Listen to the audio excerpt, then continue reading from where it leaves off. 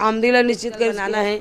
यहाँ की वर्कर को तबीयत वगैरह ख़राब हो जाएगा या कोई एक्सीडेंट हो जाएगा या कोई प्रकार के हादसा हो जाएगा तो उसको तत्काल कहाँ ले जाएंगे करके। फिर सेक्टर 9 छोटे से बना रही, सतना बड़े थोड़े बने रही से।